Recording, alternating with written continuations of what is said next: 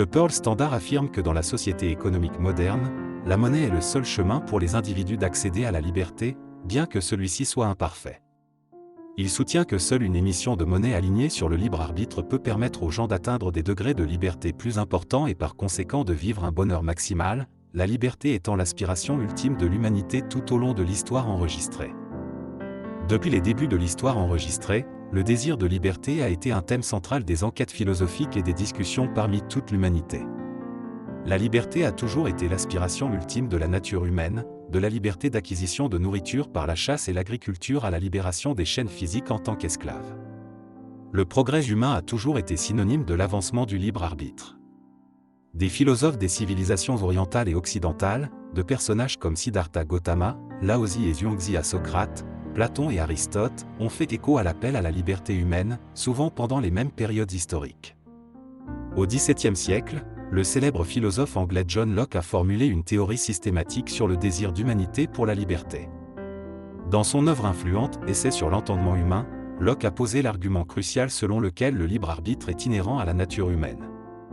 Cependant, les réflexions philosophiques confinées autour d'Ivoire n'ont souvent été rien de plus que des rêves idéalistes de philosophes, déconnectés de la toile complexe de la vie sociale humaine, en particulier des activités économiques. La progression de la société humaine, y compris les activités économiques, a continué à évoluer sous des modèles sociaux centralisés dictés par les mandats des monarques, les intérêts nationaux et les intérêts des conglomérats financiers. La monnaie, jouant un rôle central en tant que moyen d'échange dans les activités économiques, est devenue un instrument financier étroitement contrôlé, soumis à une stricte monopolisation et à un contrôle. L'économiste autrichien Hayek a proposé la célèbre « théorie de la monnaie libre » et le concept de « diversité monétaire ».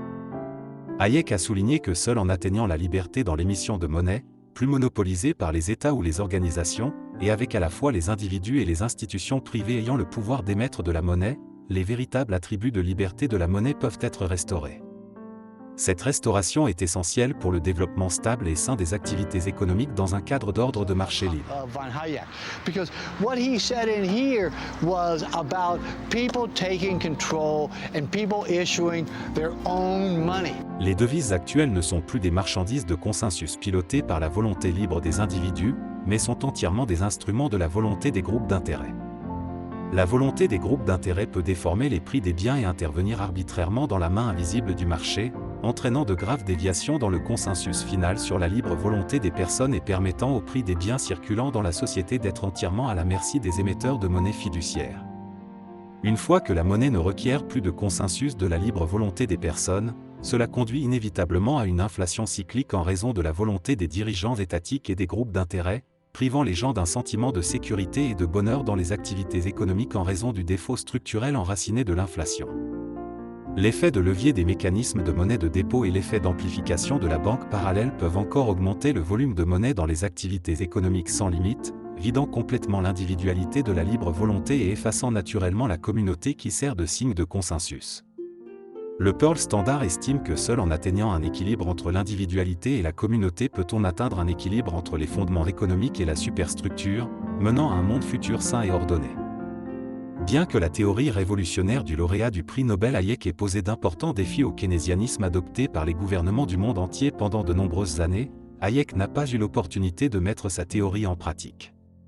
Le Pearl Standard estime que la monnaie est intrinsèquement une marchandise et ne peut retrouver son essence que par la diversification et un retour à la concurrence sur le marché libre, où la bonne monnaie chasse la mauvaise.